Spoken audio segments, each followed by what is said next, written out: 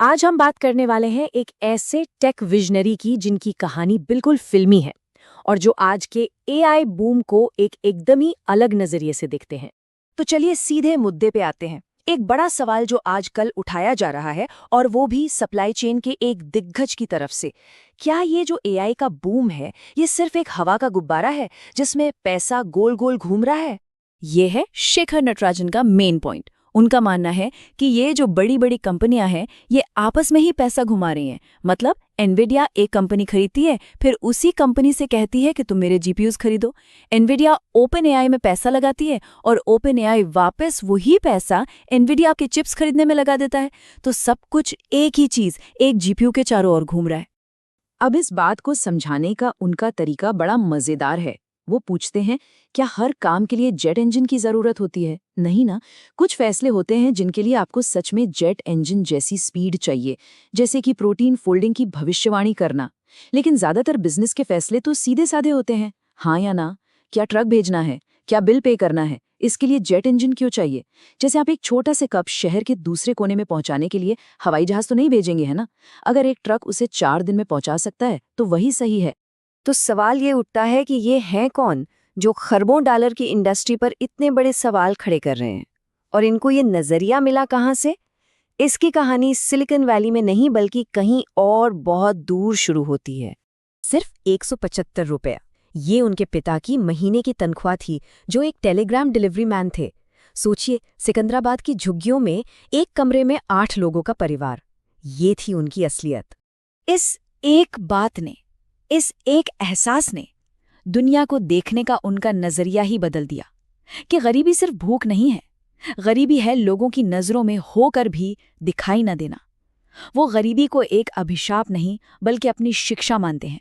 और देखिए, इस शिक्षा से उन्होंने सीखा क्या? कड़वाहट नहीं, बल्कि 3 जबरदस्त चीजें, 3 सिद्धांत जो उनकी जिंदगी का फ्यूल बन गए। दूसरों का दर्द समझने की शक्ति यानी सहानुभूति, कुछ कर गुजरने की आग और हमेशा बेहतर की तलाश में रहने वाली भूख।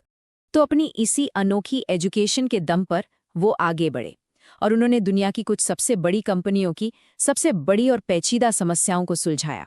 जरा एक नजर डालते हैं इनके काम पर। ये कोई छोटी मोटी नौकरियां नहीं थीं। कोका कोला में पूरा का पूरा डिस्ट्रीब्यूशन नेटवर्क ही बदल दिया। पेप्सिको में 3 अलग अलग डिविजनों को एक बना दिया। और वॉलमार्ट का ऑनलाइन ग्रॉसरी बिजनेस सिर्फ 18 महीनों में $30 मिलियन से $5 बिलियन तक पहुंचा दिया। सोचिए जरा इसका स्केल।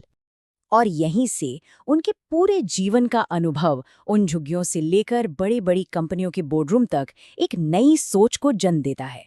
आज की आर्टिफिशियल इंटेलिजेंस का एक बिल्कुल अलग विकल्प। वो इसे कहते हैं एंजेलिक इंटेलिजेंस। अब ये है क्या? ये एक ऐसी तकनीक है जो अच्छे भले इंसानों के जैसा काम करती है। इसका मकसद सिर्फ मुनाफा बढ़ाना नहीं, बल्कि उस इंसान को देखना है जिसे सिस्टम अक्सर अनदेखा कर देता है। मतलब अदृश्य को दृश्यमान बनाना। इस कॉन्सेप्ट को समझने का सबसे अच्छा तरीका एक कहानी से है, एक सच्ची कहानी। वॉलमार्ट में उनके दिनों की मार्गरेट नाम की एक कस्टमर की। अब देखिए, मार्गरेट को देखने के 2 तरीके थे। एक था सिस्टम का नजरिया।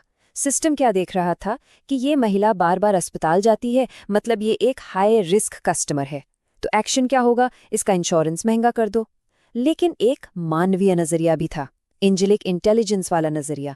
वो ये देखता है कि ये महिला अपनी दिल की महंगी दवा पूरी नहीं खरीद पा रही, इसीलिए बार बार बीमार पड़ रही है। तो एक्शन क्या होना चाहिए? उसकी दवा दोगुनी कर दो।